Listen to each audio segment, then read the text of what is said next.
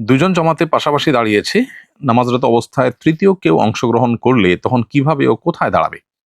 খুবই সুন্দর এবং অত্যন্ত প্রয়োজনীয় একটি প্রশ্ন। আমাদের সমাজে প্রায় এ ধরনের পরিস্থিতির মুখোমুখি আমাদের হতে হয়।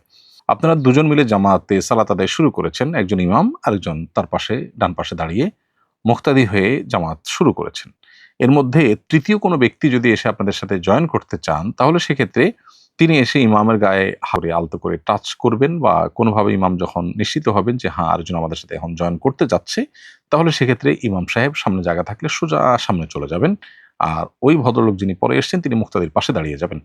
আর যদি ইমাম সাহেবের জন্য সামনে যাওয়ার মতো জায়গা না থাকে, তাহলে সেক্ষেত্রে যে মুক্তাদি আছেন তাকে আলতোভাবে ধরে পেছনের দিকে টান দিবেন, অথবা ইশারা দিবেন যেন তিনি পেছনের দিকে চলে আসেন। তিনি পেছনে বরাবর চলে আসবেন, কেবলার দিকে যে তার বডি আছে সেটা যেন এদিক সেদিক না হয়ে যায়।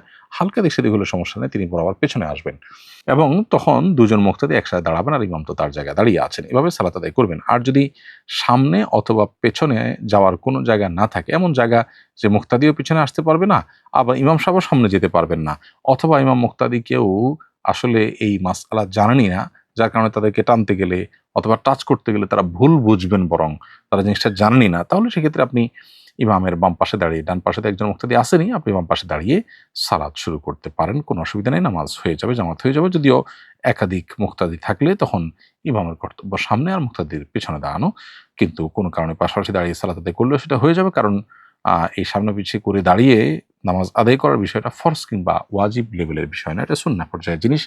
বিধায় এটা করতে পারলে ভালো, কোনো কারণে না করা গেলেও নামাজ হয়ে যাবে।